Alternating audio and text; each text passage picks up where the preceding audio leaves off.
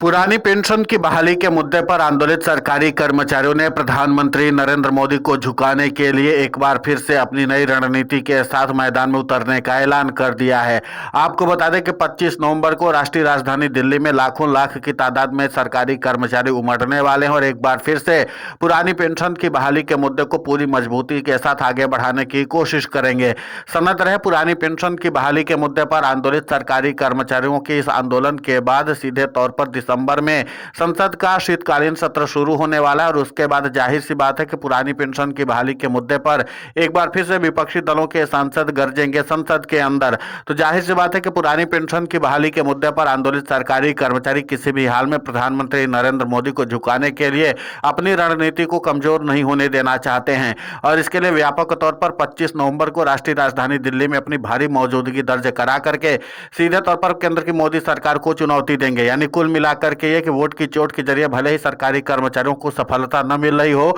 लेकिन पुरानी पेंशन की बहाली के मुद्दे पर आंदोलित सरकारी कर्मचारी अपने आंदोलन के जरिए केंद्र की मोदी सरकार की टेंशन को कम नहीं होने देना चाहते हैं। और जाहिर सी बात है कि जिस तरीके से राष्ट्रीय राजधानी दिल्ली में सरकारी कर्मचारियों की मौजूदगी होने वाली है, उसके लिए अभी से जागरूकता अभियान चलाया जा रहा है। माना जा रहा है कि देश भर के कई राज्यों से सरकारी कर्मचारी लाखों लाख की तादाद में राष्ट्रीय राजधानी दिल्ली पहुंचेंगे और एक बार फिर से राष्ट्रीय राजधानी दिल्ली में चक्का जाम करके अपना शक्ति प्रदर्शन करेंगे। यानी भारी तादाद में सरकारी कर्मचारियों की मौजूदगी एक बार फिर से प्रधानमंत्री नरेंद्र मोदी की चिंता को बढ़ाने वाला है और इसी बात को ध्यान में रखते हुए पुरानी पेंशन की बहाली का मुद्दा एक बार फिर से चर्चा में आ चुका है। आपको बता दें कि 9 नवंबर को राष्ट्रीय राजधानी दिल्ली में सरकारी कर्मचारियों ने अपनी एकजुटता का प्रदर्शन किया था और इसके बाद अब 25 नवंबर को सरकारी कर्मचारियों का एक और बड़ा आंदोलन होने जा रहा है और इसके लिए लगातार पुरानी पेंशन की बहाली के मुद्दे पर आंदोलित सरकारी कर्मचारी काम कर रहे हैं और अपनी जागरूकता अभियान के जरिए सरकारी कर्मचारियों को दिल्ली चलने के लिए प्रेरित कर रहे हैं। तो कुल मिलाकर के है कि पुरानी पेंशन की बहाली का मुद्दा एक बार फिर से प्रधानमंत्री नरेंद्र मोदी के लिए मुश्किलों का सबब बनने वाला है।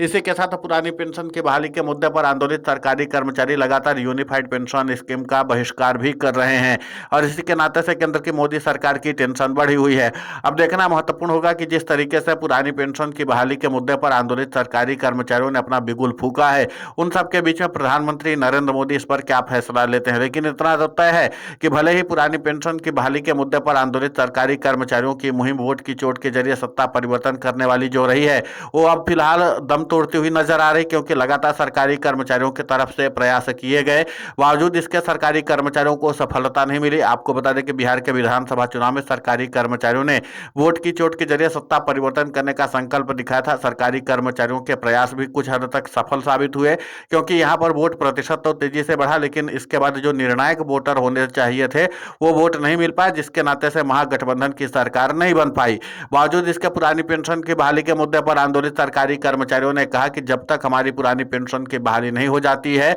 और हूबहू पुरानी पेंशन की बहाली नहीं होती, तब तक सरकारी कर्मचारियों का आंदोलन किसी भी हाल में थमने वाला नहीं है। लेकिन इसी के साथ हम आपको बता दें कि पुरानी पेंशन की बहाली के मुद्दे पर आंदोलित सरकारी कर्मचारी जैसे ही राष्ट्रीय राजधानी दिल्ली में कूच करेंगे, उसके बाद बीजेपी शासित राज्यों की भी मुश्किलें बढ़ने वाली है, क्योंकि जहां पर भी बीजेपी शासित सरकारें हैं वहां पर सरकारी कर्मचारियों को पुरानी पेंशन का लाभ मिल नहीं रहा है और इसलिए आक्रोशित सरकारी कर्मचारी सीधे राष्ट्रीय राजधानी दिल्ली की ओर कूच करने वाले हैं। और इसीलिए जब राष्ट्रीय राजधानी दिल्ली में सरकारी कर्मचारियों की इतनी भारी तादाद में मौजूदगी होगी, तो जाहिर सी बात है कि इसका असर बीजेपी शासित राज्यों में भी होने वाला है।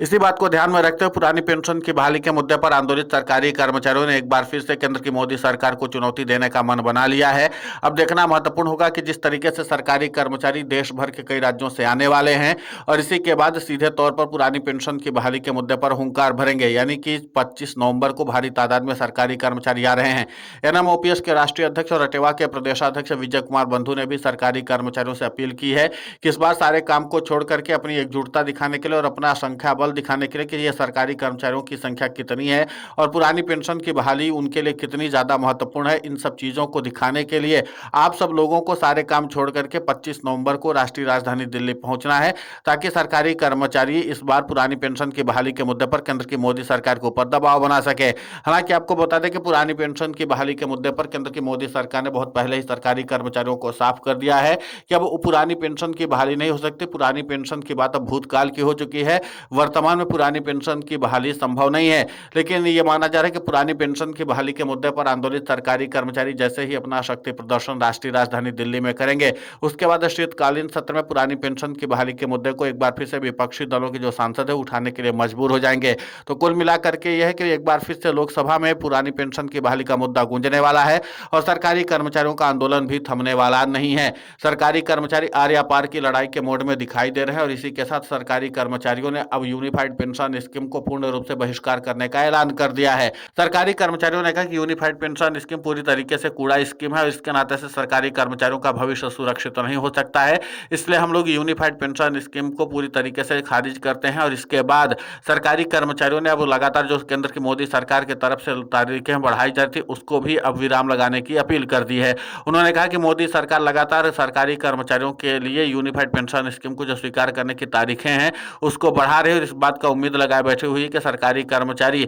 उनके तथाकथित सुधारों के बाद से पुरानी पेंशन की बहाली की मांग को छोड़ करके यूनिफाइड पेंशन स्कीम को स्वीकार कर लेंगे। ये केंद्र की मोदी सरकार का सबसे बड़ा भ्रम है। सरकारी कर्मचारी सिर्फ और सिर्फ पुरानी पेंशन चाहते हैं और पुरानी पेंशन से समझौता करने के लिए सरकारी कर्मचारी तैयार नहीं है। ऐसे में मोदी सरकार को चाहिए कि सरकारी कर्मचारियों की मांगों को गंभीरता से ले और सरकारी कर्मचारियों को बार बार राष्ट्रीय राजधानी दिल्ली आने के लिए मजबूर न करे। इसी के साथ एनएम ओपीएस के राष्ट्रीय अध्यक्ष और रटेवा के प्रदेशाध्यक्ष विजय कुमार बंधु ने कहा कि केंद्र की मोदी सरकार ने यह समझे कि सिर्फ सरकारी कर्मचारी एक बार ही राष्ट्रीय राजधानी दिल्ली आ सकते हैं। अब अगर उनकी मांगों को लेकर के सरकार ने गंभीरता नहीं दिखाई तो फिर जाहिर सी बात है कि सरकार के खिलाफ पुरानी पेंशन की बहाली के मुद्दे पर आंदोलित सरकारी कर्मचारी राष्ट्रीय राजधानी दिल्ली को पाटने की भी हिम्मत रखते हैं। यानी इतनी तादाद में सरकारी कर्मचारी आएंगे कि दिल्ली को संभालना मुश्किल हो जाएगा। तो कुल मिलाकर के पुरानी पेंशन की बहाली के मुद्दे पर आंदोलित सरकारी कर्मचारियों की मौजूदगी जो है सीधे तौर पर सरकार के लिए टेंशन बढ़ाने वाला है और जाहिर सी बात है कि आज नहीं तो कल केंद्र की मोदी सरकार को अपना फैसला वापस भी लेना पड़ सकता है,